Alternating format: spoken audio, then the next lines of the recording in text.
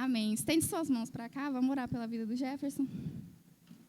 Amém. Senhor, nós queremos colocar o Jefferson diante do Senhor. Pai, que o Senhor possa usar a vida dele hoje para falar o nosso coração, Pai. Que o Senhor possa usar ele como boca do Senhor, como ministro do Senhor, Pai. Que tudo que ele falar possa vir diretamente do teu coração, Pai. Em nome de Jesus. Amém. Amém. Boa noite a todos, graça e paz de Jesus Cristo. Podeis tomar o seu assento, você que está aí, você que está lá atrás também. Gostaria de te convidar a encontrar uma cadeira para você, ok? Aqui, juntamente com a gente. É um prazer estar aqui mais um sábado. Quantos aqui estavam no primeiro episódio da série O Apocalipse? Dá um grito aí, bem alto. Amém. Que bom que você retornou. Como eu falei no primeiro capítulo, essa é uma série. E uma série não faz sentido você assistir o quarto e o quinto capítulo, não assistir os primeiros e nem assistir somente o último. A série, o legal é você assistir todos os capítulos e todos os episódios. Amém? E hoje nós estamos no segundo capítulo. Antes da gente começar a falar, eu quero dar novamente as boas-vindas a você que está nos visitando pela primeira vez, e não somente você que está nos visitando, mas também você que está aqui mais um sábado na Juventude Inconformados. E eu quero dar uma mensagem já de início para ti hoje. Hoje você cai do muro. Primeiro dia era para aquecer a chama do nosso coração e anseiar pelo noivo. E hoje é o dia de você cair do muro. Se você estava em dúvida para que lado você vai, hoje você vai decidir. Vira para esse crente ao seu lado, olha no olho dele e fala assim: meu irmão, se você estava em cima do muro, você vai cair hoje. Amém. Gente, então, no primeiro episódio da série O Apocalipse, falamos a respeito da volta de Jesus. Amém? Principalmente sobre a importância de anseiarmos encontrar com o noivo.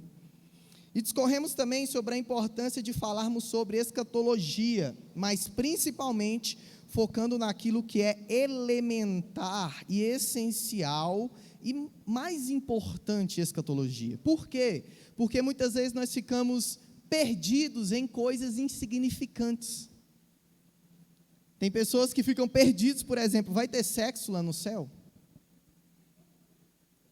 Lá no céu vai ter comida? Isso e aquilo outro. Algumas coisas que não são tão significantes. E nós vamos focar, estamos focando nessa série no que é essencial.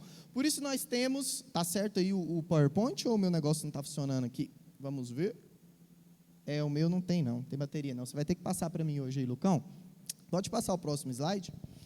Por isso nós temos...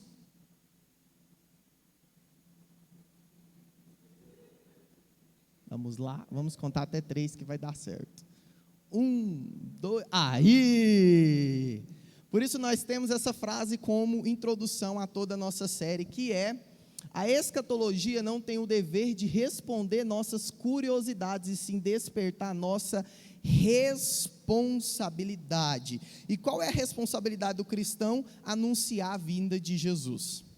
O ide por toda a terra é o quê? É para fazer discípulo de todas as nações, anunciando o quê? O reino de Deus, a vinda de Jesus. Ele virá, Ele voltará. Essa é a nossa responsabilidade como igreja. Sendo assim, não importa muito se ele vem antes da tribulação, ou se ele vem depois, se o milênio é literal, ou se o milênio não é literal, independente da linha escatológica que eu falei no primeiro capítulo, o principal é: Jesus voltará. Esse é o principal. Caso você não tenha assistido o primeiro capítulo, que é uma introdução à série, está lá no nosso YouTube, Igreja de Cristo Fama, ou Apocalipse, primeiro capítulo. Assista lá, ok?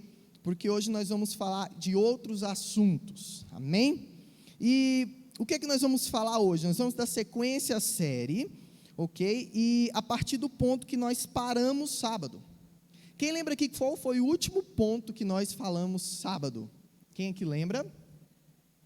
Sinais da volta. E o último sinal era... E esse evangelho do reino será pregado por todas as nações, e então virá o fim. E nós vamos partir deste ponto. E hoje nós vamos falar sobre os 4 As de Apocalipse, que são, próximo slide, avivamento, apostasia, anticristo e a marca da besta. Gente, vai ser legal falar sobre anticristo e a marca da besta, demais da conta. E arrebatamento. Vamos lá, os 4 As do Apocalipse. 1, 2, 3 e... Segundo, terceiro e o quarto. Então esses são os 4 As do Apocalipse. Gente, é quase um pecado eu falar sobre esses 4 temas aqui em uma palavra só, porque são temas muito grandes, são temas realmente muito extensos. Mas qual que é o objetivo dessa série? Não é falar tudo a respeito de escatologia, mas é que você esteja ao menos posicionado em alguma coisa, ok? Para você, a menos, ter uma noção do tema, noção daquilo a qual a gente está falando. E o primeiro ponto que eu quero falar com vocês é avivamento. Deixa eu falar uma coisa para vocês. Todas as linhas escatológicas acreditam em um grande avivamento nos últimos dias.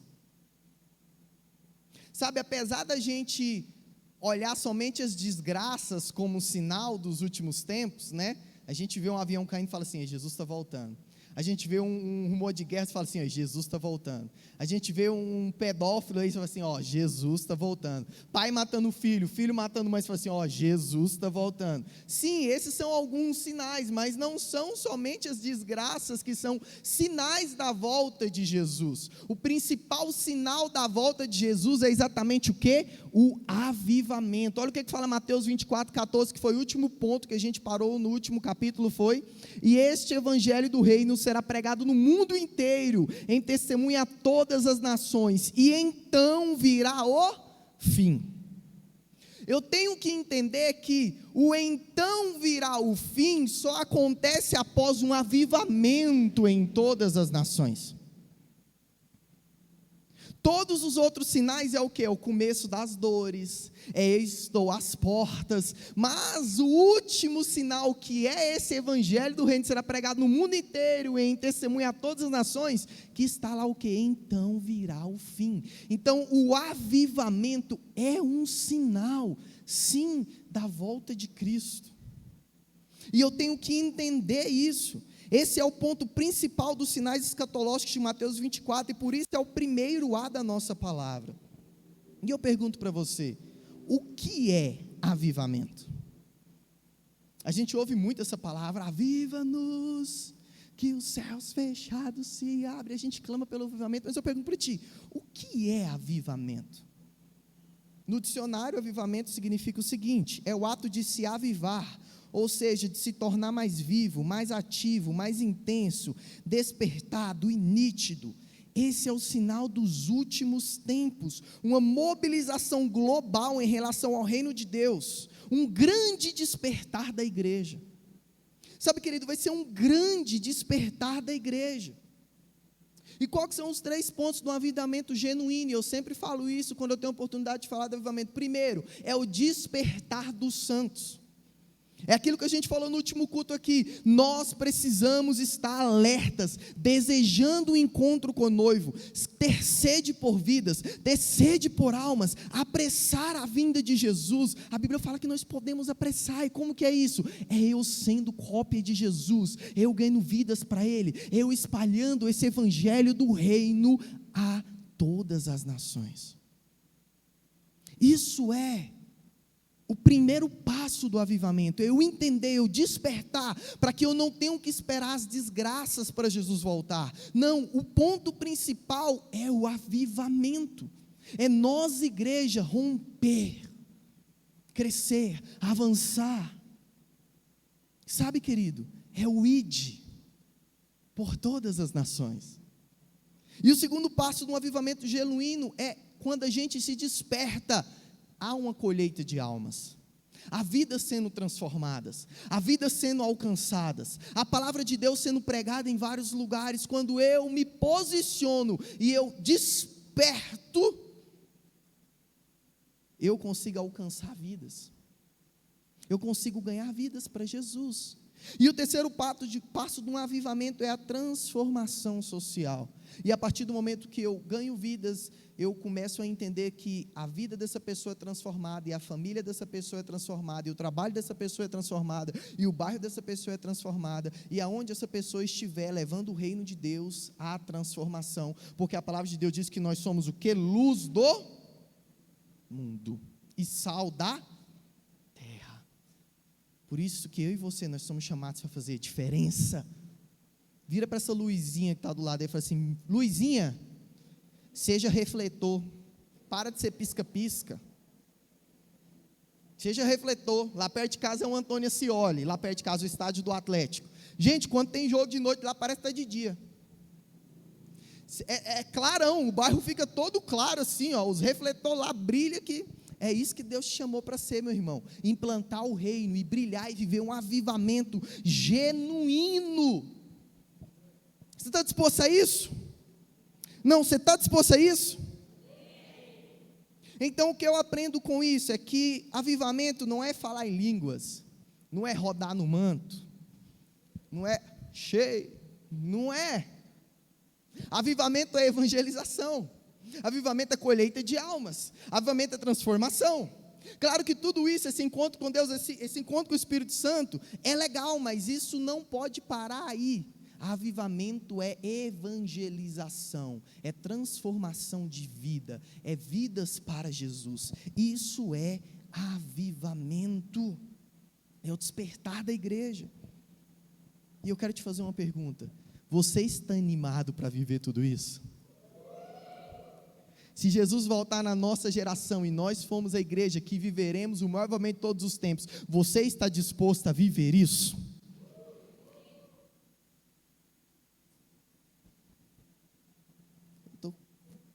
Estou botando fé 3, nós vamos chegar no 10 ainda, vai chegar. Então, você pode me falar: mas Jeff, mas o que eu vejo é só falar, na igreja será perseguida, humilhada, muitos serão mortos, isso não parece avivamento. É muita gente morrendo, é que a igreja vai ser perseguida, é que a bênção vai pegar, a igreja vai perseguir, vai matar, e não sei o que, e tal, e a gente começa a olhar a igreja como: oh meu Deus, ó céus. Lê esse texto comigo, vamos ler?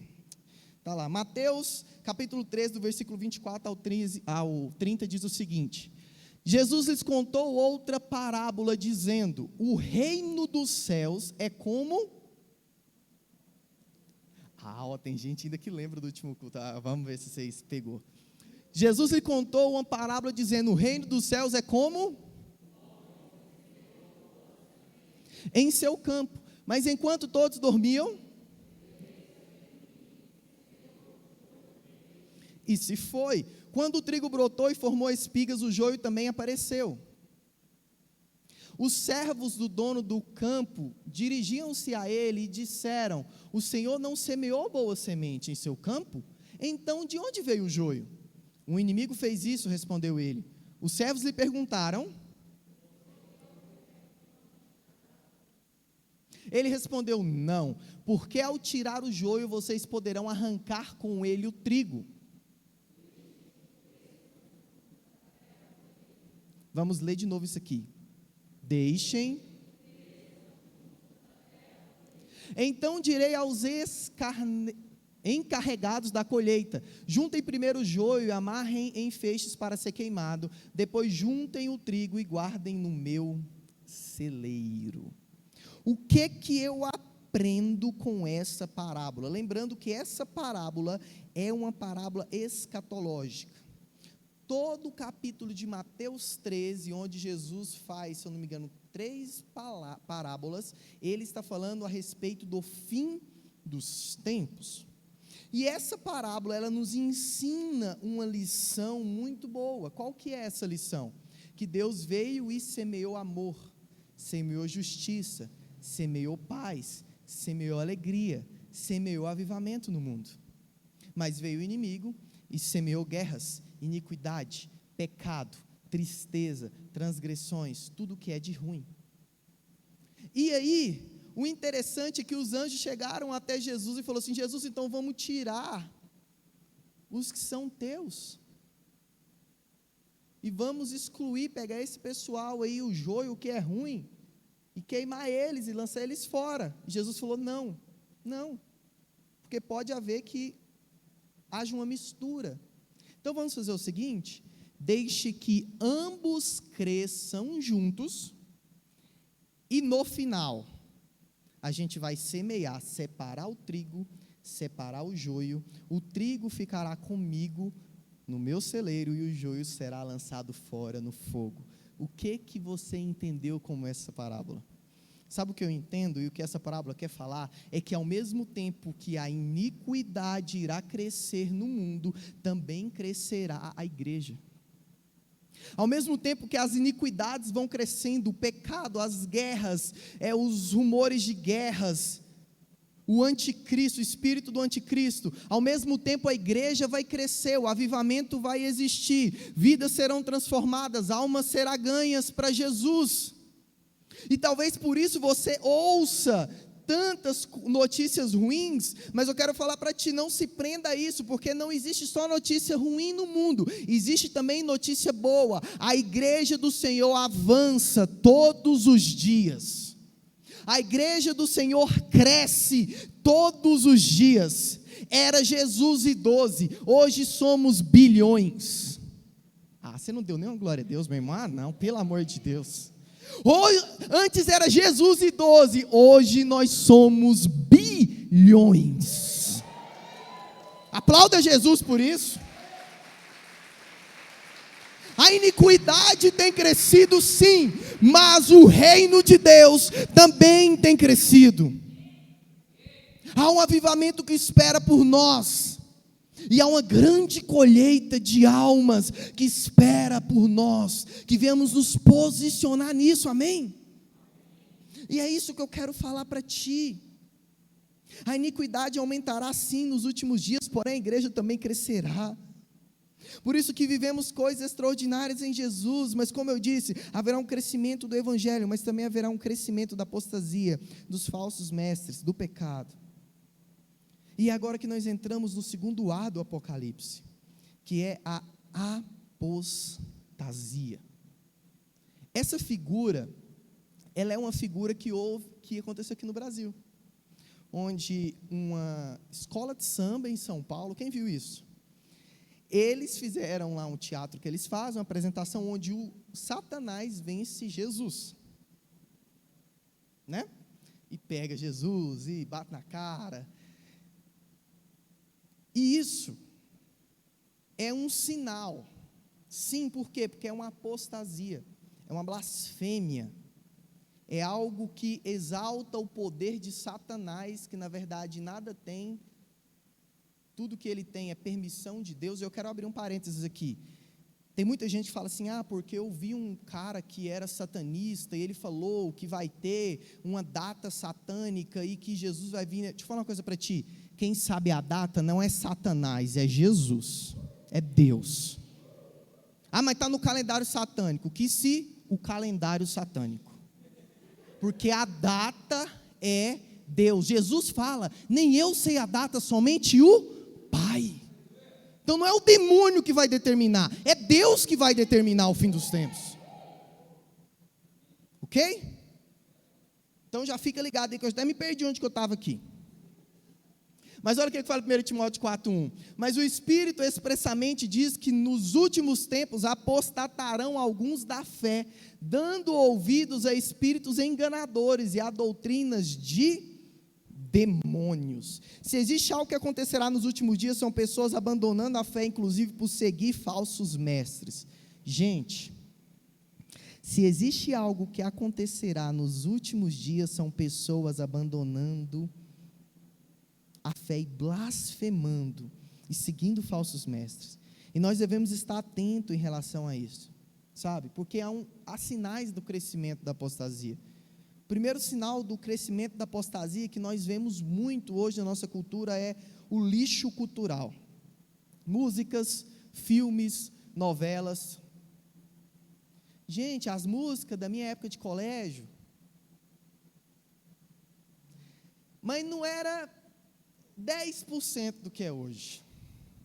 Tem crente que fala assim: Jeff, tem alguma coisa a ver escutar a música do mundo? Aí eu viro assim: meu irmão, há 15, 20 anos atrás eu achava que não tinha não, mas ouvindo as músicas de hoje em dia, eu estou começando a ver que tem muito,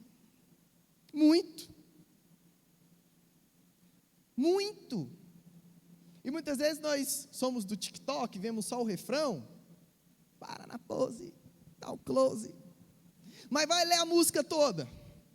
Quem que já leu essa música toda? Seja sincero. Aí uma pessoa leu, viu? Eu não vou passar no telão aqui porque é muita pornografia. Mas o lixo cultural, ele tem atacado a nossa geração. As músicas falam sobre sexo explícito o tempo todo. Os filmes, gente, eu não consigo assistir Netflix, mas, pelo amor de Deus, Netflix. Está tenso. Quando não é muita pornografia, é muita ideologia. E quando você acha uma série boa, por trás tem uma mensagem. Mas essa série é legal, mas você lá no final você fala assim: rapaz, o tempo todo eu estava torcendo para o ladrão. Porque há um crescimento da apostasia, e o lixo cultural é explícito. É explícito hoje, explícito. Crianças aí cantando essas músicas. Um dia desse eu estava passando aqui perto da igreja, uma criança cantando uma música horrível. A criança tinha 10 anos. Não vou falar onde que era não, mas aqui por perto, eu estava passando, e ela estava lá, e ouvindo a música, e tipo, cantando e dançando. Eu falei: meu Deus, uma criança dessa está ouvindo isso? Segunda coisa do crescimento da apostasia é o lixo moral, total abandono dos princípios cristãos. Gente, existe pessoas que falam o seguinte, abertamente: o nosso objetivo é destruir a família. O nosso objetivo é perverter as mulheres e os homens. Gente, não é uma reunião secreta, não, é abertamente, no YouTube você vai ver. Pessoas que abandonaram a moral, a moralidade. É um crescimento da apostasia. Terceiro, opositores à igreja. Gente, o que tem de gente opositores à igreja, e pior, que frequentavam a igreja. Deixa eu falar uma coisa para ti: a igreja nunca feriu ninguém, porque a igreja é o noivo de Cristo, é a noiva de Cristo. Às vezes nós se magoamos com pessoas, e muitas vezes porque pessoas são apóstatas, e nós precisamos entender isso. E opositores à igreja não é somente aqueles que falam mal da igreja, não, é aqueles que usam de título para abusar da igreja, aqueles que usam de título para fazer aquilo que não deve com os membros da igreja. Nós precisamos entender que isso é um sinal do avanço, do crescimento da apostasia no mundo. E o quarto, falsos profetas. Gente, o que tem de escândalo, meu Deus. Eu não estou falando que a liderança e os pastores têm que ser perfeitos, não. Pode acontecer de haver um erro, sim. Pode acontecer de pisar na bola, sim. Somos humanos e eles são humanos e podem errar, assim como nós podemos errar. Mas uma coisa é você errar, outra coisa é você caçar a passagem bíblica para justificar seus erros e não se arrepender perante a igreja.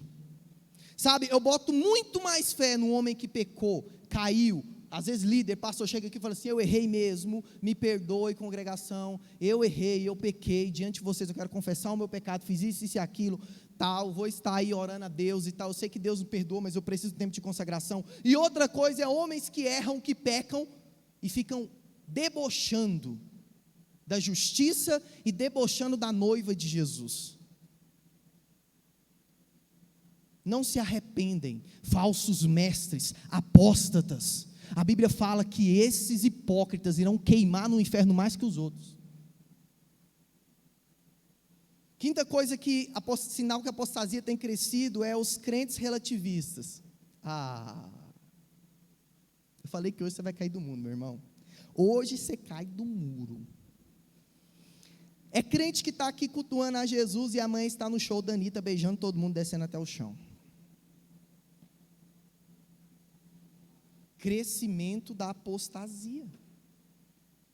Pessoas que confessam Jesus. Eu gosto de ir na igreja, eu gosto lá, o louvor é legal, a palavra é legal, o pastor vai lá dar uma palavra motivacional, eu saio animado e tal, mas não tem transformação de vida. Apostasia. A geração do tem nada a ver. Mas não tem nada a ver. Eu ir na Vila Mix. Mas não tem nada a ver. Eu dou uns beijinhos no colégio, dou uns amassos. Porque não tem nada a ver. Meu irmão. Sabe qual vai ser a placa principal lá no inferno, assim, no lado de fogo? Lugar dos nada a ver.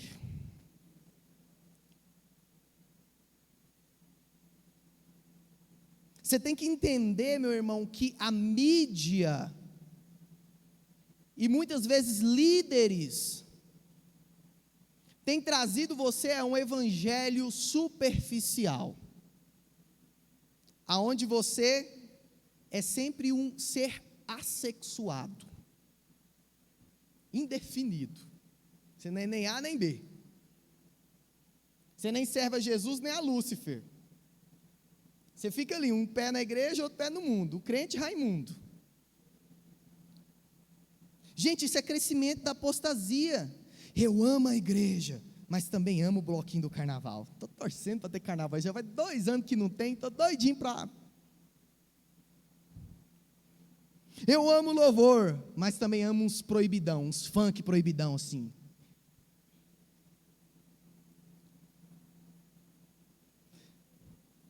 Eu amo ouvir a palavra, mas também amo ver uns vídeos pornô, de vez em quando. Deus te chama hoje para decidir o lado que você vai ficar, meu irmão. 2 Tessalonicenses 2, do versículo 1 ao 12, diz o seguinte, vamos lá?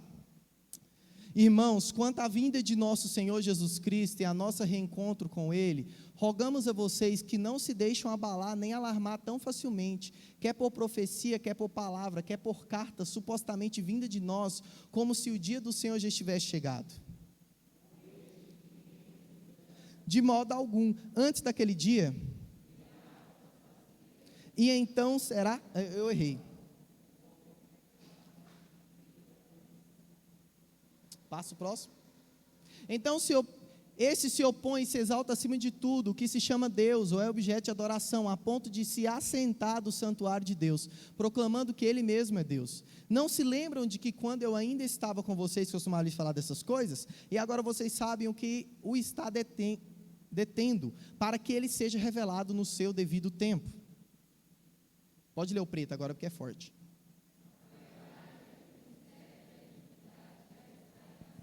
Restando apenas que seja afastado aquele que agora o detém. Então será revelado o perverso, a quem o Senhor Jesus matará com o sopro de sua boca, e destruirá pela manifestação de sua vinda.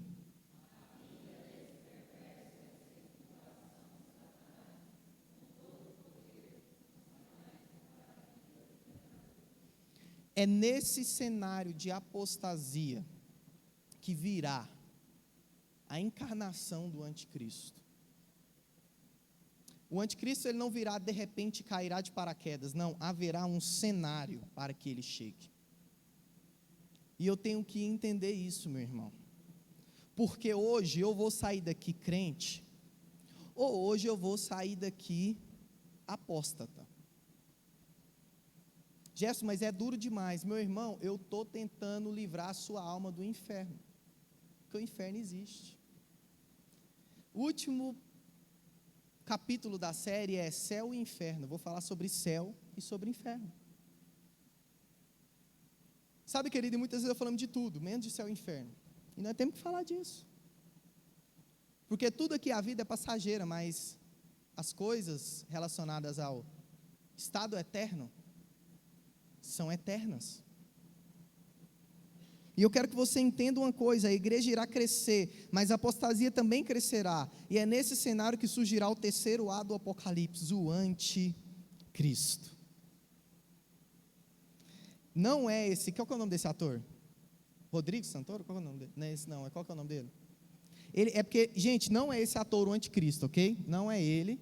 É porque ele fez a novela da Record e ele era o anticristo na novela, né? Todo bonitão, tal. Eu não estou falando, tá, que esse cara vai ser o anticristo, ok? É só porque ele fez o papel de anticristo na novela. E eu quero falar para você, você sabia que o anticristo já está entre nós?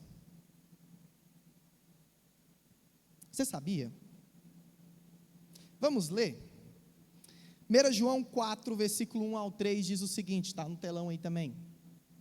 Amados, não creiam em qualquer espírito, mas examine os espíritos para ver se eles procedem de Deus, porque muitos falsos profetas têm saído pelo mundo. Vocês podem reconhecer o Espírito de Deus desse modo. Como que a gente pode reconhecer o Espírito de Deus? Leia lá.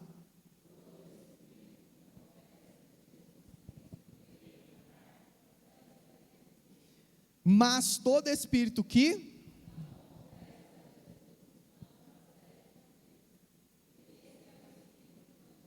acerca do qual vocês ouviram que está vindo, e o espírito do anticristo já está no mundo. E a gente tem que parar de apostar quem é o anticristo, gente. A gente tem que parar de dar palpite. Toda vez que você vê na internet, é alguém falando a respeito do anticristo diferente do outro. Pra você ver uma ideia, os cristãos da época da época do imperador Nero, tinham certeza que ele era um anticristo. Certeza absoluta. Por quê? Porque Nero pegava os cristãos, batia neles, humilhava eles, cuspia neles, e antes deles morrer, tocava fogo neles, colocava no poste para iluminar Roma. Gente, os cristãos tinham certeza que ele era um anticristo. Certeza. Ele incendiou Roma e pôs a culpa nos cristãos. Ele odiava os cristãos. Ele odiava quem confessava Jesus. Todo aquele que odeia quem confessa Jesus está com o espírito do anticristo. E não foi somente Nero. Também os cristãos do século XIV que achavam que o anticristo era o Papa. Eles achavam que era o Papa. E aí o que aconteceu? Aconteciam muitas coisas, uma época de muito escândalo na igreja, até que antecedeu a reforma protestante no século XVI, e eles falavam, não, acho que o Papa que é o anticristo. Mas foi passando Papa, e na verdade nunca foi o anticristo. Teve uma época também que achavam que era o Papa João Paulo II. Quem já viu essa conspiração aí? Já viram? Por quê? Porque uma vez o Papa teve uma doença lá, não sei se ele levou um tiro, alguma coisa, não sei o que aconteceu com ele, e aí era uma doença muito perigosa, e ele curou dessa doença. Aí o povo falou assim, ixi, porque tem lá em Apocalipse 13 que fala que o anticristo, ele teria uma doença mortal, e ele meio que não morreria nessa doença. O pessoal falou, sei não. Os cristãos da Segunda Guerra Mundial tinham certeza que era o Hitler, cara. Tinha certeza que era o Hitler, não era dúvida, não. Tipo assim, se esse cara não for o anticristo, quem é o anticristo? Depois que ele lançou aquele trem, qual que é o nome daquele trem no braço? Suache. Depois que ele lançou aquilo lá, meu irmão, aí que os irmãos tinham certeza lá, é o anticristo e a marca da besta.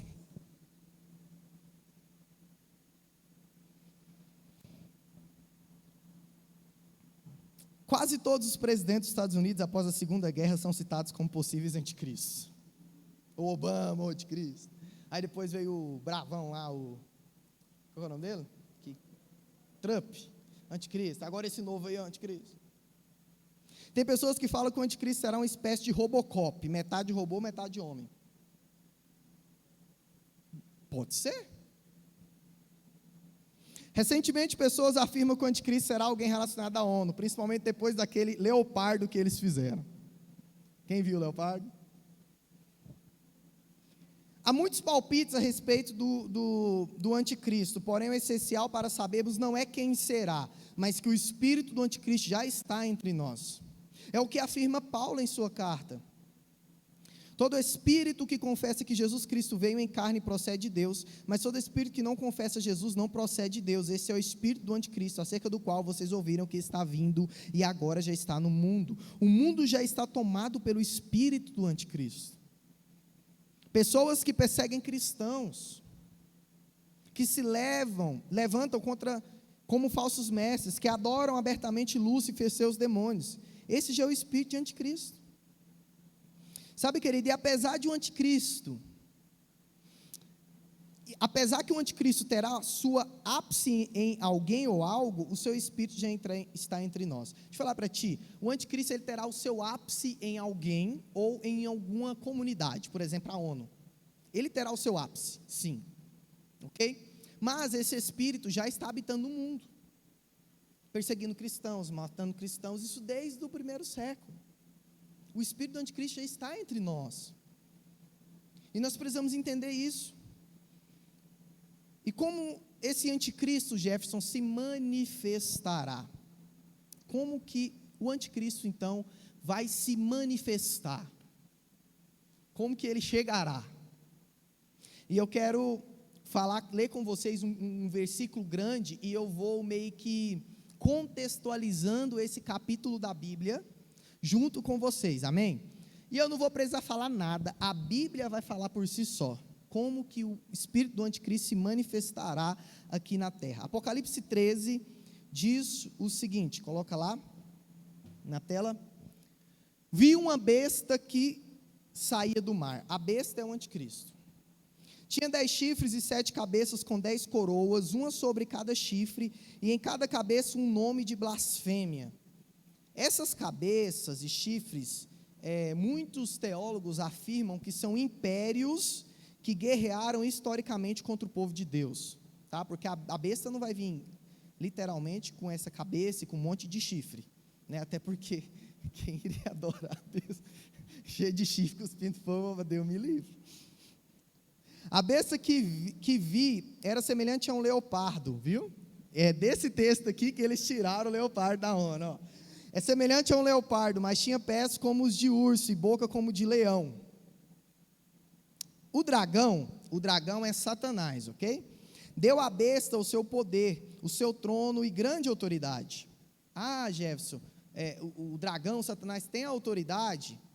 Você lembra num versículo da Bíblia onde Jesus Cristo é tentado por Satanás, e ele fala para ele ir acima das nações, levantar ele acima de todas as nações, né, que ele daria todo o reino? Então, a besta, Satanás vai fazer isso com... O dragão vai fazer isso com a besta, então Satanás irá fazer isso com o anticristo. Uma das cabeças da besta parecia ter sofrido um ferimento mortal, mas o ferimento mortal foi curado. Lembra do João Paulo II? Do Papa, exatamente esse texto aqui que eles falavam. Todo mundo, olha só, todo o mundo, quem habita no sistema do mundo, nós não somos do mundo, amém? Amém? Então presta atenção nisso. Todo o mundo ficou maravilhado e seguiu a besta. Adoraram o dragão, que é Satanás, que tinha dado autoridade à besta, e também adoraram a besta, dizendo: quem é como a besta? Quem pode guerrear contra ela? A besta foi dada uma boca para falar palavras arrogantes e blasfêmias, e lhe foi dada autoridade para agir durante 42 meses, ou 3 anos e meio. Ela abriu a boca para blasfemar contra Deus e amaldiçoar o seu nome e o seu tabernáculo, os que habitavam no céu. Foi-lhe dado poder para guerrear contra os santos e vencê-los. Olha só, muitos cristãos foram martirizados para Satanás. Isso é uma derrota para o cristão ou uma vitória? Deixa eu te falar, esse texto aqui, às vezes, o povo fala assim: nossa, mas a besta vai vencer, né? Deixa eu falar para ti. Para o demônio, muitas vezes, e para Satanás, matar um cristão, ele está achando que é uma vitória. Mas a Bíblia fala que todo mártir, toda aquela pessoa que morre por amor de Cristo, na verdade, receberá uma coroa de glória eterna. Então, para nós, o viver é Cristo, e o morrer é lucro. Por isso que nem a morte, nem a vida, nem os principados, nem a potestade, nada vai nos afastar daquele que nos espera. Você pode glorificar a Deus por isso? Foi-lhe dada autoridade sobre toda tribo, povo, língua e nação. Todos os habitantes da terra adorarão a besta, a saber, todo aquele que não tiveram seus nomes escritos no livro da vida do Cordeiro, que foi morto desde a criação do mundo. Mais uma vez, a besta enganará somente os que não são salvos. Ok? Então, foi-lhe dada autoridade sobre todo povo, tribo e nação. Não tiveram, sobre todos aqueles que não tiveram seus nomes escritos no livro da vida do Cordeiro que foi morto desde a criação do mundo. Então eu entendo que a besta enganará somente os que não são salvos.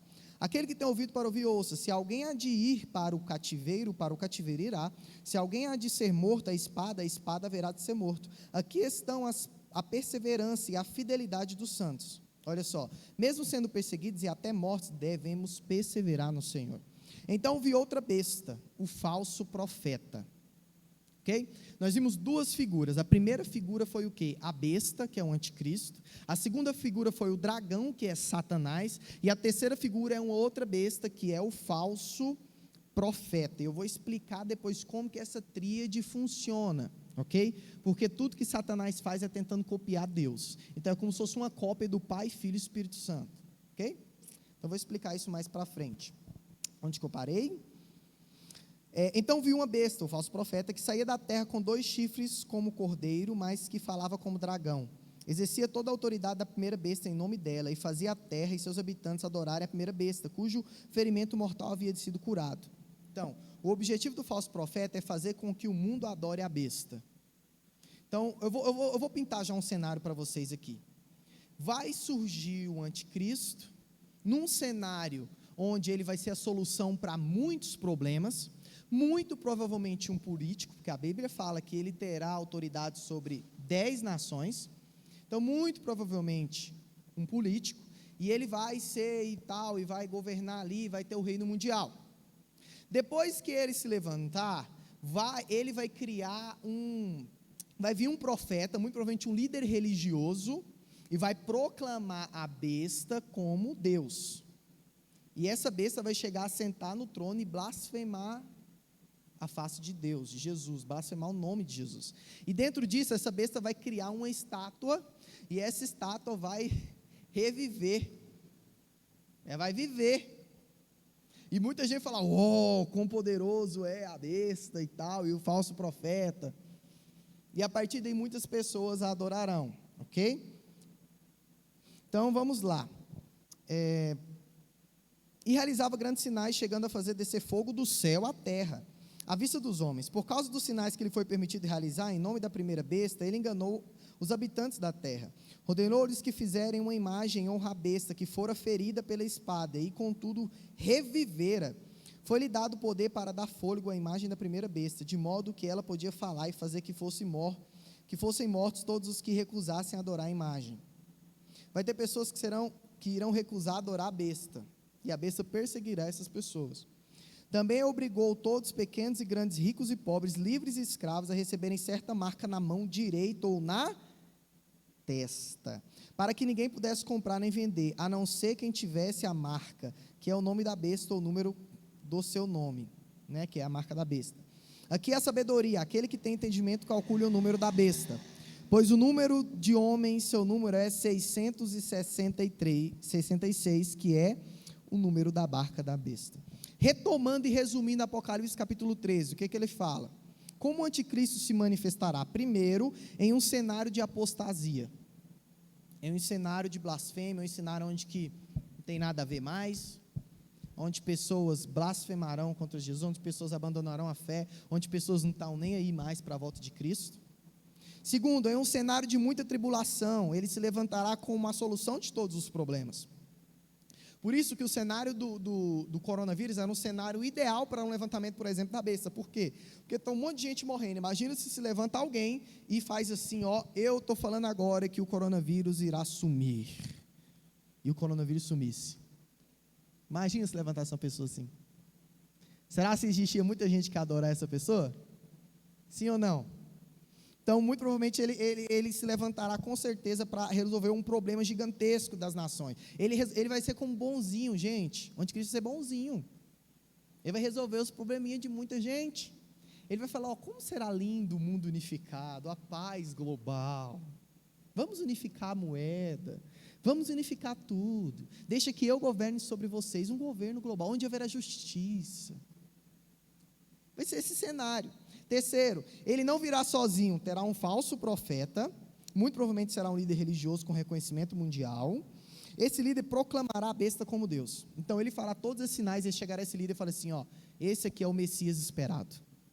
Esse aqui é o Deus que vem. Então vai ser isso daí. Quinto, a besta exigirá adoração. Sexto, e ela exigirá também uma identificação que será o número 666, que é a marca da besta. E eu quero enfatizar algo aqui. Eu e você, filhos de Deus, não seremos enganados pela besta, amém? Apocalipse 13:8 diz: todos os habitantes da terra adorarão a besta, saber todos aqueles que não tiveram seus nomes escritos no livro da vida do Cordeiro que foi morto desde a criação do mundo. Mais uma vez, a besta enganará somente os que não são salvos. Então pare de procurar a marca da besta onde não existe. A tatuagem é a marca da besta, a vacina é a marca da besta, o celular é a marca da besta, o meu cartão de crédito é a marca da besta, o Pix é a marca da besta. Não. Por quê? Porque a marca da besta será uma identificação onde a pessoa que receber, ela sabe o que está recebendo, ela sabe o que está recebendo. Isso tudo que eu falei pode cooperar para uma globalização. Às vezes o Pix lá, tal, para o pessoal ver sua conta e a globalização. Sim, às vezes pode cooperar, mas não é a marca da besta. Porque antes da pessoa colocar a marca da besta, ela tem que adorar o anticristo. E nós cristãos não vamos adorar o anticristo. E você precisa entender isso. Só põe a marca da besta quem adora o anticristo. Eu vou dar um exemplo para você. Eu sou cristão, aí estou doente, eu vou lá na farmácia, aí eu me dá uma pirulita, eu estou com dor de cabeça e tal, aí eu, farmacêutica, vou te dar uma pílula agora, dá uma pílula para ele, tomou a pílula, engoliu, aí o farmacêutico vira para ele, mostra assim, pá, 666, essa pílula é a marca da besta, agora você vai para o inferno, miserável. Você fala assim, eu adorei Deus a vida todinha, servi ao Senhor, estou com dor de cabeça, tomar uma pílula e agora eu vou para o inferno. Não, gente, não. A marca da besta será colocada com pessoas que estão cientes daquilo que estão fazendo. Antes de eles colocarem a marca da besta, eles adorarão a besta. Ok? Então fique tranquilo aí, para dessa trem da conspiração aí, que tudo é a marca da besta. Tá? Relaxa, fica tranquilo. Você tem o Espírito Santo, e o Espírito Santo irá te direcionar, e você não será enganado. Ok? Amém? Você pode dar amém por isso? Mas eu quero ressaltar algo mais importante do que a própria marca da besta. Apocalipse 3,16 diz o seguinte: também obrigou todos, pequenos e grandes, ricos e pobres, livres e escravos, a receberem certa marca. Onde que é a marca? Na mão direita e na... Existe um porquê dessas duas marcas, ok? Pedro, capítulo 5, versículo 8, diz o seguinte: sejam sóbrios e vigiem, o diabo, o inimigo de vocês, anda ao redor como leão, rugindo e procurando a quem devorar. O diabo, ele não é o leão, mas ele anda como o leão. E esse ponto-chave é talvez o ponto-chave da palavra, que eu quero que você entenda hoje aqui. Preste atenção nisso daqui. A besta, a marca da besta, a personificação do mal, não é o mais importante. Sabe, a marca da besta que será na testa e será no braço não é o mais importante. Por quê? Porque eu tenho que entender o princípio espiritual por causa disso, porque o diabo é mestre de copiar Deus. Ele é mestre. Ele até tenta rugir como leão, mesmo não sendo leão.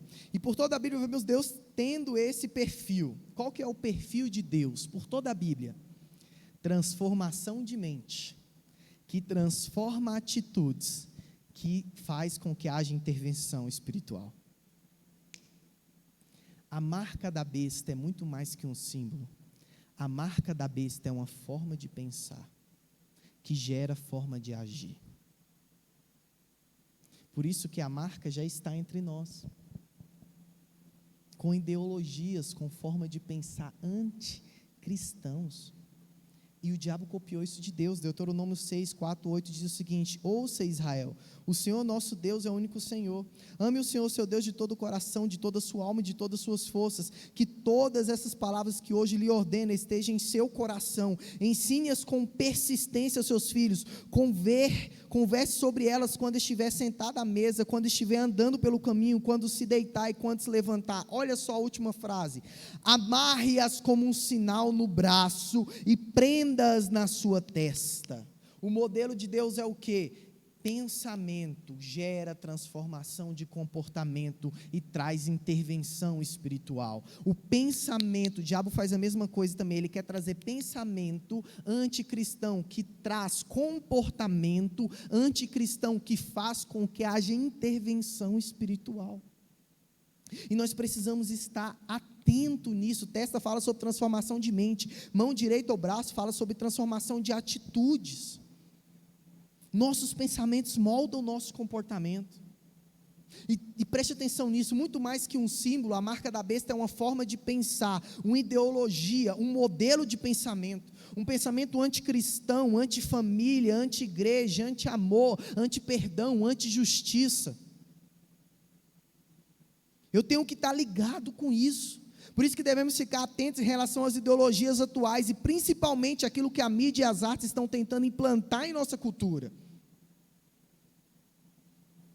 Por isso que devemos renovar a nossa mente. Gente, qual que é o tema da juventude de conformados? É algo escatológico. Romanos 12, 1, 2, é algo escatológico. Fala assim, rogo-vos, pois, irmãos, pela compaixão de Deus, que apresenteis os vossos corpos em sacrifício vivo, santo e agradável a Deus, que é o vosso culto racional. E não sede conformados com esse mundo, mas sede transformados pela renovação do vosso. Para quê?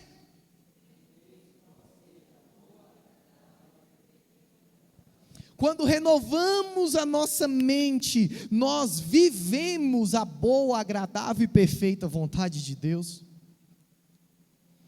Sabe, querido, tudo começa aqui, por isso que o bombardeio do diabo é aqui, por isso que o bombardeio nos jovens é aqui. Porque se o diabo implantar a ideologia anticristo em ti, no seu pensamento, isso vai gerar o seu comportamento como uma pessoa anticristão também. E nós precisamos blindar a nossa mente. Quantos aqui querem viver uma boa, perfeita e agradável vontade de Deus? Então exponha a sua mente naquilo que é santo, puro, agradável, a Bíblia, a palavra de Deus. Exponha-se a isso. E eu quero finalizar com isso, meu irmão. Deixe Deus transformar a sua mente, não o espírito do anticristo. E o quarto A do Apocalipse, para a gente finalizar, é o arrebatamento. Primeiro A é o avivamento, o segundo a apostasia, o terceiro o anticristo e o quarto é o arrebatamento. Sabe, não interessa se será antes da tribulação, se será depois da tribulação, se será no meio da tribulação, se será depois do milênio, não importa. Eu e você anseiamos o dia que encontraremos o noivo nas nuvens. E é sobre isso que eu quero falar para ti hoje, meu irmão. O dia a qual subiremos para encontrar o nosso Deus. 1 Coríntios 15, 51 e 52 diz o seguinte: eis que eu lhes digo um mistério, nem todos dormiremos, mas todos seremos. No momento, num abrir e fechar de olhos ao som da última trombeta, pois a trombeta soará.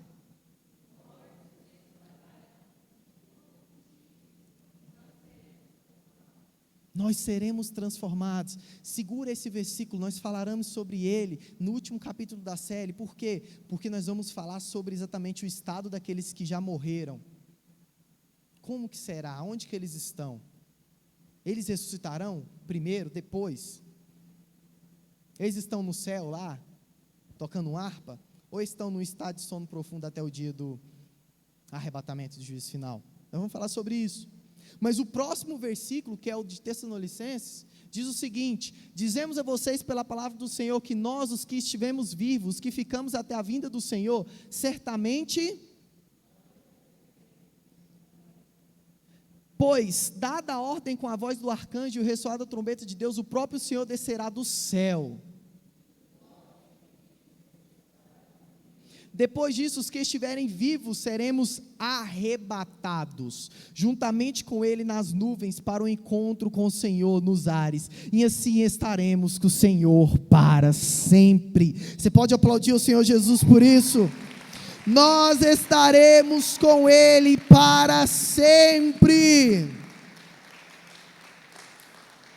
E eu quero convidar o pessoal do louvor aqui à frente,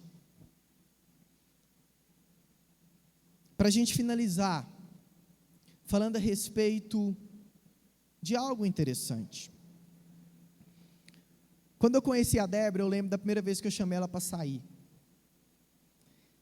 E a primeira vez que você chama alguém para sair, você compra um house, né? Você passa bastante axe no sovaco. Você põe a melhor roupa, sim ou não? Arrumadinho, arruma o cabelinho.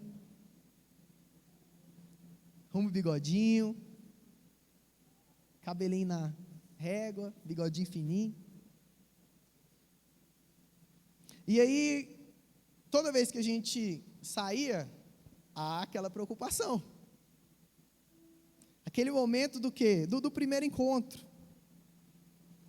Aquele momento do anseiar ver a pessoa. É o primeiro amor, é o momento da paixão. Até que chegou o momento do compromisso, onde a gente teve que fazer cálculo, onde a gente teve que sentar e falar assim: e aí, vai ser só o rolê ou vai dar família? Ou nós vamos casar? Dentro desse momento do compromisso tem algumas coisas que não são muito românticas, algumas dificuldades que passamos que não são muito românticas, mas eu aprendi, nós temos que passar por isso crescermos. Até que o dia vai se aproximando. E cada dia que o dia mais se aproxima do casamento, quando está chegando perto, a gente ficou noivo. Que é o momento que a gente fala assim: uau, agora o trem vai. Está chegando perto. 5 meses, 4 meses, 3 meses, 2 meses, 1 mês. Um dia 1º de setembro de 2018 chegou. Estávamos nós lá, e eu esperando ela. Só quem passou sabe a ansiedade que dá no coração, batimento, calafrio, sensações de muitos, uns choram, outros riem, outros desesperam, outros ficam tranquilos até demais. Mas acontece o casamento, e a partir do momento que acontece o casamento, até a morte nos separar, nós estaremos juntos. E por que eu estou te falando isso hoje? Porque assim é também a nossa vida com Jesus. Nós nos encontramos com Ele, o primeiro amor é lindo, nós escovamos o dente, colocamos axe para vir na igreja, nós choramos e babando aqui no louvor, nós damos aleluia. Nós estamos apaixonados, é o primeiro amor. O fogo vem e arde no nosso coração. E foi sobre isso o primeiro capítulo da série, sobre esse momento da gente retornar ao primeiro amor, da gente retornar a queimar pelo mestre. Porque tem gente que está indo já para o encontro com o mestre, sem comprar o house, sem colocar a roupa legal, sem se importar mais. Vocês entenderam minha analogia? Só que chega um momento que o mestre chega na gente e fala assim: beleza, o primeiro amor é legal, mas e aí? Vai rolar casamento? E deixa eu falar pra ti, hoje é o dia que o mestre está chegando em ti e fala assim: ei, você tá em cima do muro aí, tá só me paquerando? Deixa eu falar pra ti, e aí? Vai ou não vai? O que você quer disso aqui? Você quer casar comigo ou não? Esse dia chega em todo relacionamento. E assim é com Jesus. Eu sinto que o Espírito Santo está chamando pessoas aqui para pular do muro hoje. Para pular do muro, cara. Eu li 1 milhão de textos Eu fiz igual o professor de EBF hoje aqui, eu li o capítulo e fui interpretando para vocês. É cansativo às vezes falar de alguns termos e algumas coisas, é assim, mas tudo isso que eu falei é desculpa para me chegar para você hoje e falar assim: meu irmão, Jesus te chama para decidir o lado que você vai estar. Ah, mas eu estou em cima do muro. Eu vou contar uma história para você. Diz a história que tinha um rapaz que ele estava em cima do muro, e de um lado Deus gritando: vem jovem, vem pro meu lado, pula para cá, vem para cá. O jovem lá em cima do muro, e ele olhou para o outro lado, que está lá Satanás sentado na rede, balançando.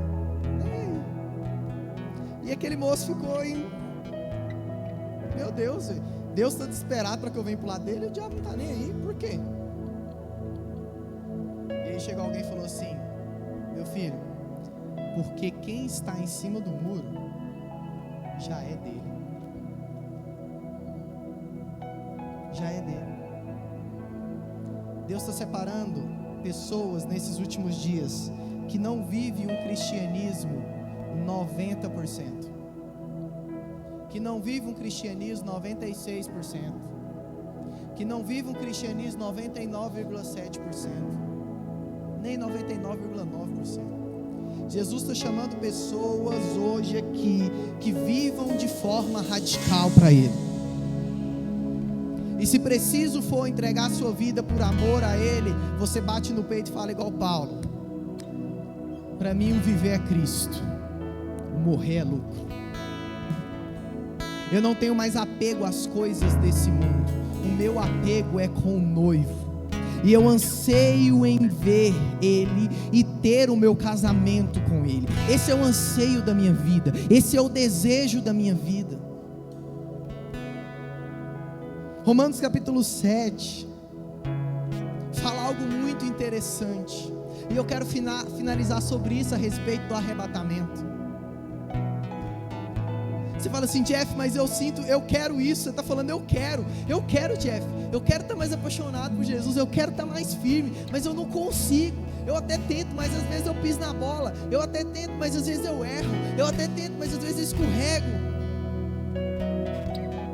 Eu quero mais de Deus, mas às vezes algumas coisas me travam e eu não consigo romper. Mas eu quero te dar uma boa notícia hoje aqui, meu irmão. No dia a qual seremos arrebatados, encontraremos com o Mestre nas nuvens, nós teremos novos corpos. E eu vou te explicar algo aqui, porque o próprio apóstolo Paulo fala em Romanos 7, do versículo 15 ao 23, ele disse assim: ó, não entendo o que faço, pois não faço o que desejo, mas o que odeio. Isso faço o que não desejo, admito que a lei é boa. Nesse caso não sou mais eu quem a faz, mas o pecado que habita em mim. Versículo 21 fala assim: encontro essa lei que atua em mim, quando quero fazer o bem e o mal estar junto a mim. Pois no íntimo do meu ser tenho prazer na lei de Deus, mas vejo outra lei atuando nos meus membros, guerreando contra a lei da minha mente, tornando-me prisioneiro da lei do pecado que atua em meu corpo. Sabe, querido, às vezes até queremos fazer o bem, mas não conseguimos. Sabe, parece que existe uma lei no nosso corpo que sempre vai pender para coisas do pecado. Parece que o nosso corpo, a alma cretina, pende sempre para o outro lado. Quem já se sentiu assim? Eu quero muito, mas parece que o meu corpo não quer. E essa é a notícia que eu quero dar para você, meu irmão. No dia do arrebatamento nós teremos novos corpos, onde habitará não mais a lei do pecado, e sim a lei de Deus. Nós seremos transformados em glória, para a honra do nosso Deus. Não haverá mais inclinação para o pecado, não haverá mais inclinação para as coisas do mundo. Por isso que o apóstolo Paulo diz que essa é a bendita esperança. Nós esperamos o dia qual Receberemos o noivo face a face, e não haverá mais pecado, não haverá mais guerra, não haverá mais iniquidade, não haverá mais nada, nada, nada. Haverá somente paz, justiça, alegria. Não haverá mais doenças, não haverá mais opressão, depressão, mas haverá alegria. Essa é a nossa esperança, o dia que seremos redimidos da forma a qual e parecida a qual éramos antes do pecado.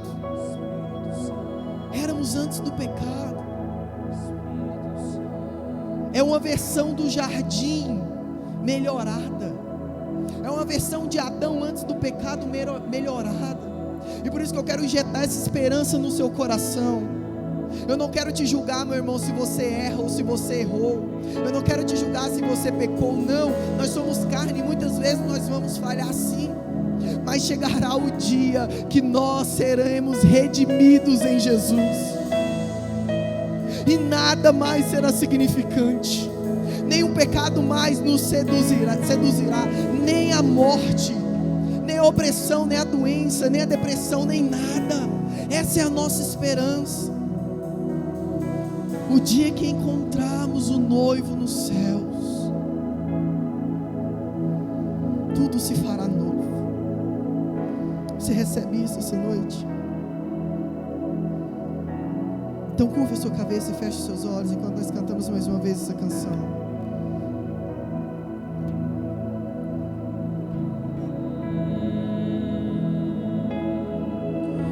Ouço os passos do leão da tribo de Judá, e ouço os passos do leão da tribo de Judá. Ouço os passos do leão da tribo de Judá. Ouço os passos do leão da tribo de Judá. Ouço os passos do leão da tribo de Judá. Ouço os passos do leão da tribo de Judá. Ouço os passos do leão